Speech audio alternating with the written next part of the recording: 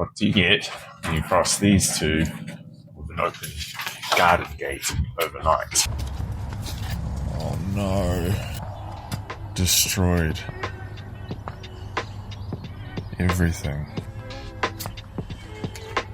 Oh my god.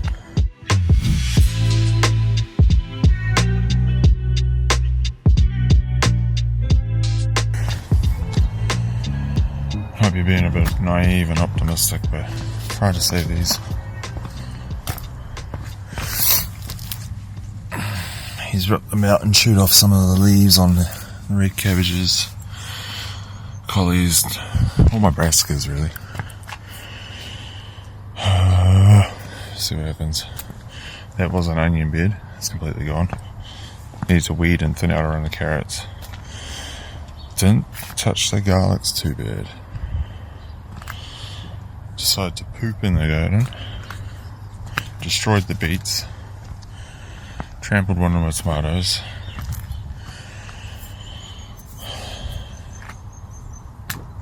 I mean, this garden wasn't flash in the first place. So basically we've been living here for like 5 years. Never used this garden. All it's grown is nightshade pretty much. And a lot of weed spray to try and keep them down. And then we thought, bugger the price of veggies and everything this year. We're gonna grow our own food and make this house more sustainable. So we tilled this, didn't put much prep into the soil and just put some veggies in here. It's all compacted down and the veggies are struggling. Now, to be fair, we weren't expecting much for a couple of seasons from this garden until we could turn over a few crops and then build up our compost and start bringing some life into the soil. But it is disappointing when the dogs destroy it for you. The plan was to build raised beds in the back lawn before the summer season, at least a couple of them, in hopes to expand how much we can grow, but now I'm having doubts with that because of what the dogs have done. It's definitely got me thinking of contingencies for raised beds when I do put them in the back lawn. Small fences around them, gates, something like that. All things I didn't want to do because it's added cost. I'm trying to do this low cost, no cost, basically.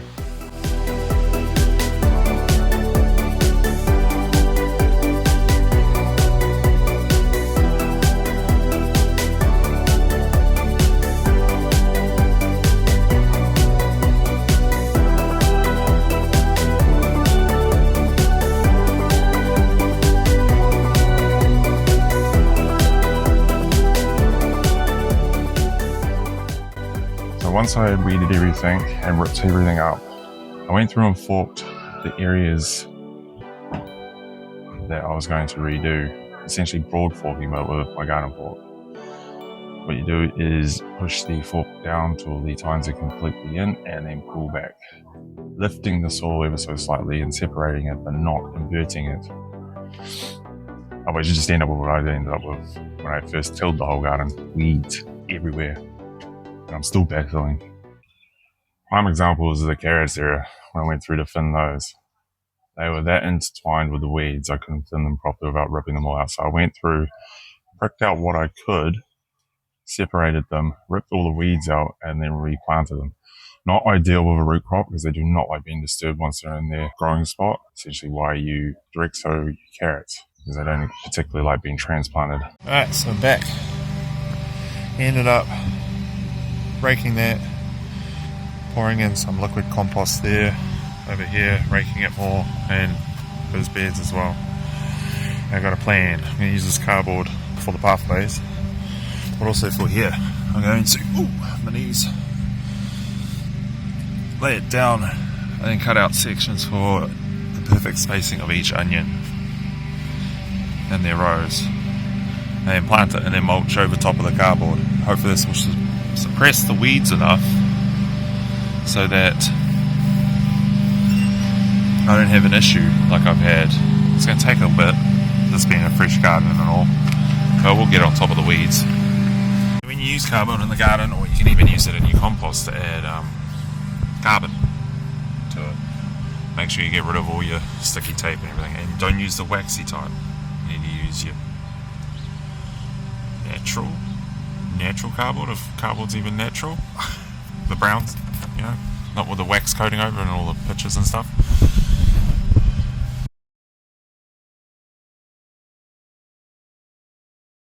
Next on the to-do list, going to mulch the garden, plant my seedlings. I've got purple broccolis. I'm going to put purple brush sprouts over there, plant some more radishes. I have since done the cardboard method with the onions and seeded them, and then sprinkled some eggshell powder over it for extra calcium. Same over there for the red onions. Need to clean up my mess, so I left it the other day, and then water everything in. It looks like very sad though, but it looks like some of these are bouncing back after Rigby decided to do some gardening for me. Some have, some have died. Not expecting much from these guys now for this season. Alright, let's get into it.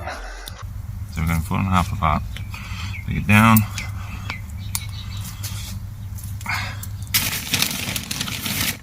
A little bit of sheep pellets. Mix it in.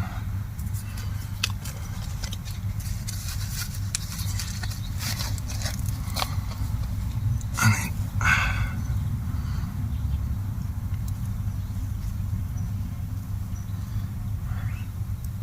backfill it in.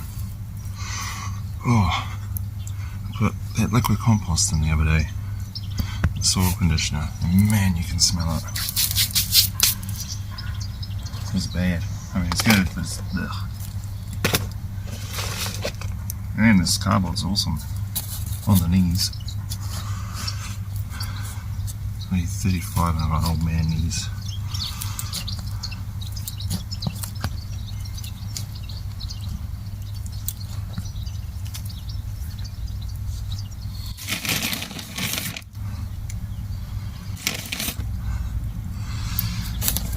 There's a specialist here.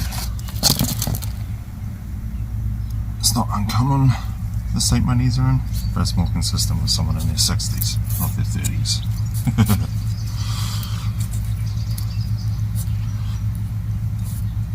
Doing this allows, once the roots establish themselves and they start to grow down, they will find the sheep pellets, which is rich in nitrogen and other nutrients, essentially giving them a boost in growth once they get to that point after establishing themselves.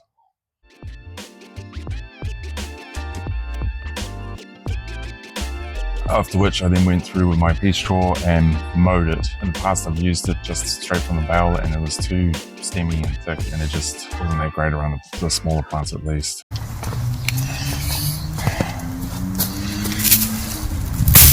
Alright, let's see if this works.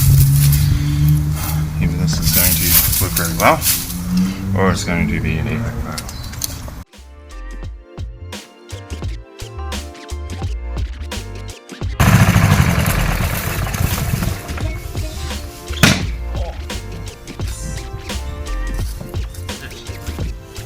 Worked perfectly. From that to that. So nice and fluffy.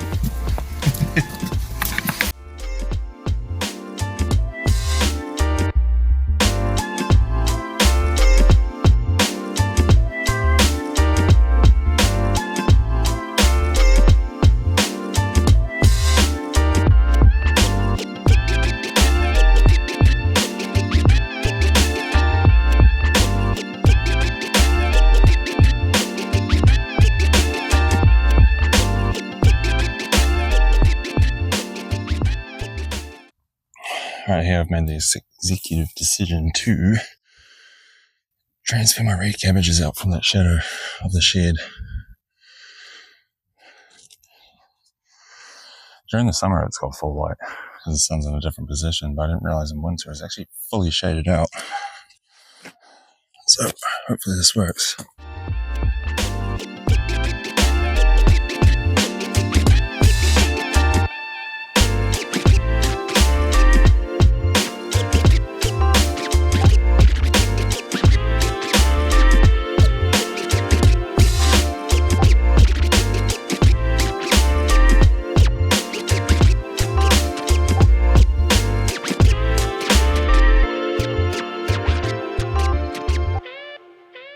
And then finally at the end of it, I mulched all the branches I had on the other side of the fence, or most of them, and spread that over the pathways I created with the cardboard to create me a living walkway as such, or decomposing walkway.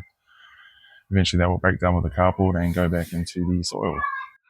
So the pathways will not be permanent.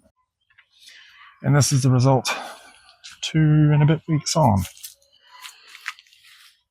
I planted some marigold as I planted out the cabbages and the Brussels sprouts. My tomatoes have bounced back and have since started flowering. Even the tomato that got crushed has actually bounced back, hindered in growth, something wickedly compared to the others, but it has bounced back nonetheless. My radishes that I decided to plant are sprouting. Lettuces have taken off. Onions just starting to sprout now that I've seeded. And same with the beets. I planted some new beets and they're just sprouting now too. My garlic is doing alright. Purple broccolis that I had planted are doing really well and established themselves. I'm assuming they found those pellets because they are starting to take off. Some a little bit behind compared to the others, which makes me wonder if there's sort of nutrient pockets within the soil at the moment. That's why some are taking off, some haven't. The red cabbages in this bed are doing really well. And my beans and my peas are starting to flower too. The cabbages have bounced back really well as well.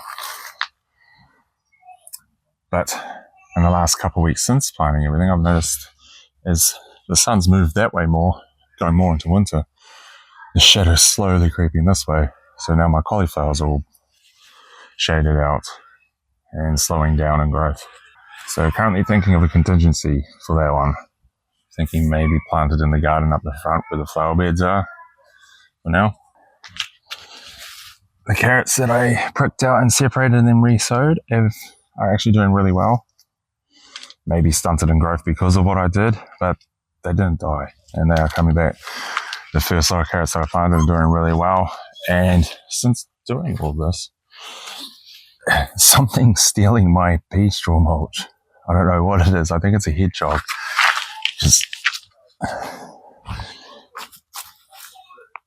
I came through and watered this yesterday before I headed off to work and cleaned all the straw up. And since coming back today, it has all been disturbed again. So whatever it is, I'm assuming it's a hedgehog because it's coming through. It's not touching the vegetation. It's just digging for things. I'm assuming slugs and bugs, which I'm not bad about. It's helping keeping on top of the pest control. And the crimson clover that I planted. I honestly thought my broadcasting technique was pretty good until it sprouted. And I see all the bare patches. I will get there. I should give this a big dose of nitrogen when I drop it down just before summer. Good thing is in summer all this is full sun, so this bed will be used to its full extent over summer. So while editing, I realized I didn't actually do any type of outro clip thing, whatever you do. So as you can see with our garden, it's not flash. And it's definitely not like other YouTube channels out there where a lot of the gardeners, they've been gardening for years before they finally started a YouTube channel and stuff like that. So it's quite impressive to start with. This is literally starting from the very start and me learning along the way. I had a hand in a little bit of gardening as a kid with my parents and my grandparents and stuff like that. And as a teenager with certain plants, as you do, this is going to be a big learning curve. And it's a journey. This whole channel will be a journey right from the get-go. Nothing flash, all the mistakes. So hopefully you guys tag along. Hopefully you've made it this far into this video. And please like, subscribe, hit that bell, comment if you want. Let me know. Tell me my gardening, whatever you want to do. And I'll see you around.